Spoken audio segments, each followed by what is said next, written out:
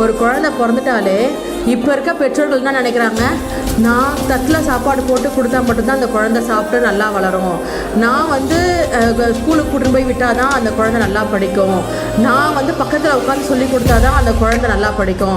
இப்போ இருக்க பெற்றோர்கள் என்ன நினைக்கிறாங்க தெரியுமா, அதாவது பிள்ளைகளை பெற்றுட்டாலே அவங்களுக்கு காசு சேர்த்து வைக்கணும், அவங்களோட ஃப்யூச்சருக்கு ஏதாவது ஒரு வழி செஞ்சு வைக்கணும், அதுக்காக தான் தியாகம் பண்ணாலாவது எப்படியாவது காசு சேர்த்து சம்பாதிச்சு ஒரு சொத்து சேர்த்து வச்சிடணும். அது பொண்ணோ இல்லை பையனோ யாராக இருந்தாலும் சரி சேர்த்து வச்சிடணும்னு நினைக்கிறாங்க.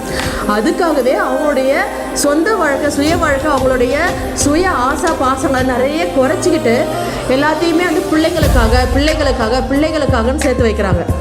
ஒரு காலகட்டத்துக்கு மேலே ஒரு குறிப்பிட்ட வயதுக்கு மேலே அவங்களோட வாழ்க்கையை திருப்பி பார்த்தீங்கன்னா எல்லாமே அவங்க பிள்ளைக்காக வாழ்ந்ததாகவே தான் இருக்கும். உங்களுக்காக நீங்கள் வாழ்ந்திருக்கீங்களா அப்படின்னு ஒரு கேள்வி கேட்டு பாருங்களேன், யோசிப்பாங்க.